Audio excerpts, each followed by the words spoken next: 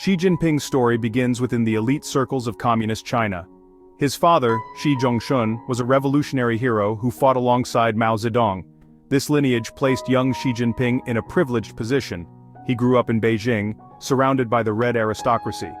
This environment provided access to better education and opportunities. However, the political winds in China were unstable.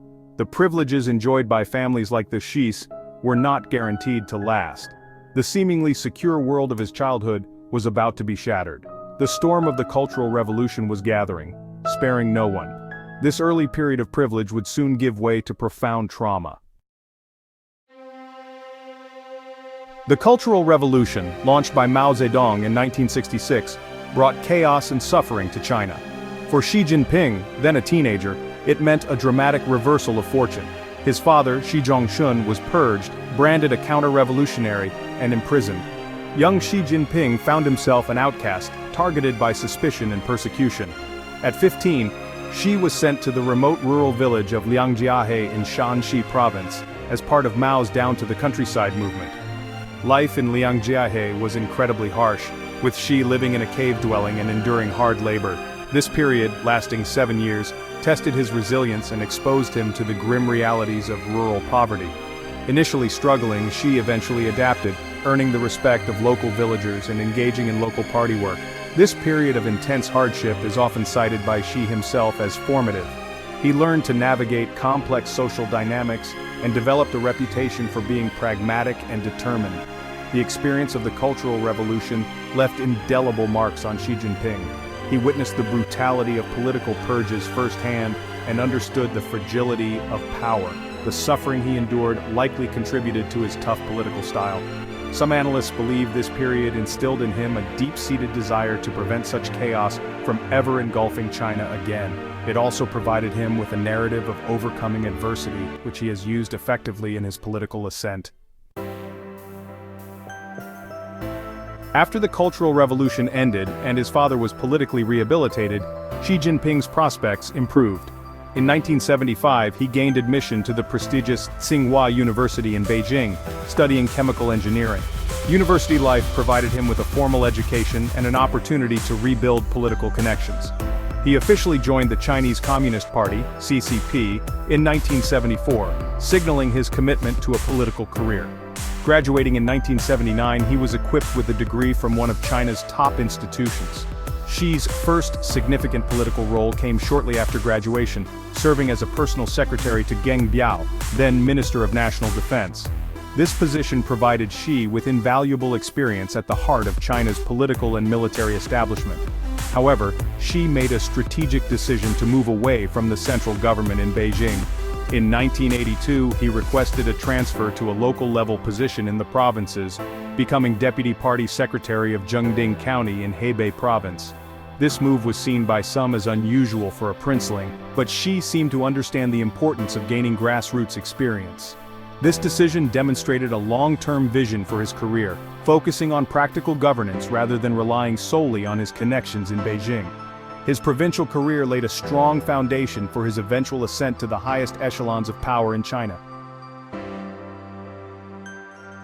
Xi Jinping's career in the provinces spanned over 2 decades, honing his administrative skills and building his political base. After his initial post in Zhengding County, Hebei, he climbed the ranks, focusing on local economic development. In 1985, Xi was transferred to Fujian, benefiting from Deng Xiaoping's economic reforms. Xi spent 17 years in Fujian, rising to governor in 1999, focusing on investment and combating corruption. Following Fujian, Xi was appointed governor and party secretary of Zhejiang in 2002. Zhejiang's dynamic private sector thrived under his leadership. His leadership in Zhejiang further burnished his credentials. Throughout his career, Xi cultivated an image of competence and incorruptibility. He avoided major scandals and maintained good relationships in Beijing. His princeling background and solid track record made him an attractive candidate for higher office. He managed diverse regions from poorer inland areas to booming coastal economies. This broad experience laid a strong foundation for his ascent to power. In 2007, a major political scandal in Shanghai created an unexpected opportunity for Xi Jinping. Chen Liangjiahe, the party secretary of Shanghai, was dismissed for corruption. Shanghai is China's financial hub and a critical political power base. Xi Jinping, then party secretary of Zhejiang, was chosen for this crucial role. His appointment as Shanghai's party secretary, though brief, was a clear signal that he was being groomed for top leadership. Xi's tenure in Shanghai lasted only 7 months, but it was a critical period. He handled the transition smoothly and maintained stability in the city. His performance in Shanghai was closely watched by the party elders and his political rivals. This short but successful stint significantly boosted his political standing ahead of the crucial 17th Party Congress. The 17th Party Congress, held in October 2007, marked Xi Jinping's formal entry into China's top leadership. He was appointed to the 9-member Politburo Standing Committee, the apex of political power in China. More significantly, he was ranked higher than Li Keqiang, another contender for the top leadership.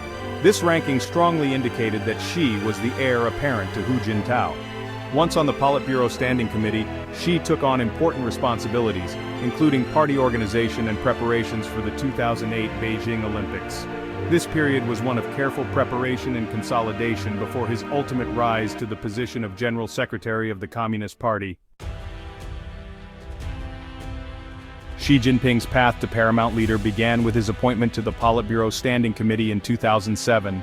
Over the next 5 years, he consolidated his position, taking on key roles. In 2008, he became vice president, gaining experience in foreign affairs.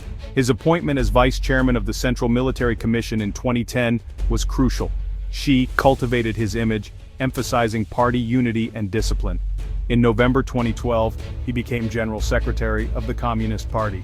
By March 2013, he was president, becoming the paramount leader. Upon assuming power, Xi Jinping launched an unprecedented anti-corruption campaign. He famously vowed to target both tigers, high-ranking officials, and flies, low-level bureaucrats. The scale and intensity of the campaign were remarkable, with thousands of officials investigated, disciplined, and imprisoned. High-profile figures, including former Politburo Standing Committee member Zhou Yongkang, were brought down.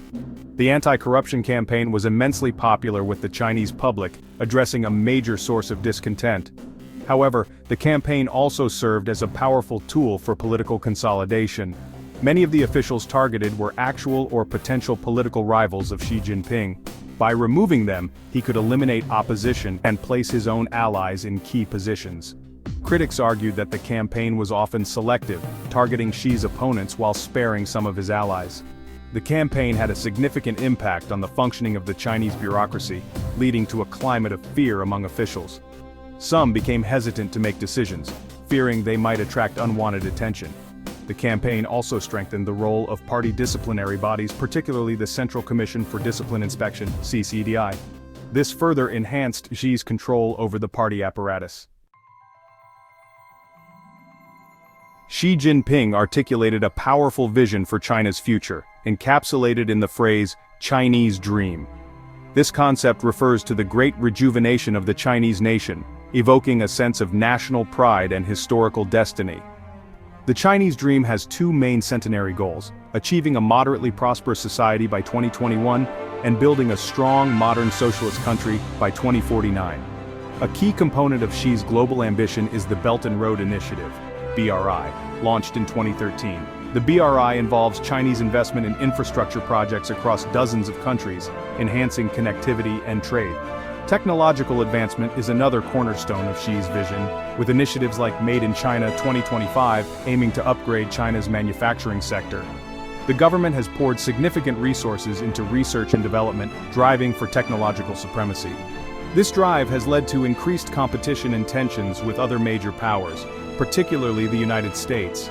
Underpinning these ambitions is a desire to restore China to what Xi perceives as its rightful place as a leading global power. This involves not only economic and technological strength, but also a greater say in global governance. Xi has promoted a community with a shared future for mankind, emphasizing multilateralism with Chinese characteristics. This vision for China is ambitious and transformative, seeking to reshape both the nation and its role in the world.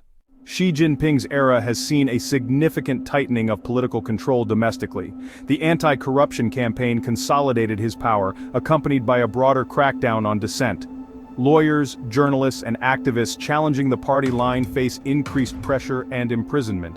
Ideological conformity is stressed, with universities and media adhering to party directives. The situation in Xinjiang has drawn international condemnation, with reports of mass detentions. Hong Kong has seen a dramatic erosion of its autonomy and freedoms under Xi's leadership. Globally, Xi's China has adopted a more assertive foreign policy, often described as wolf warrior diplomacy.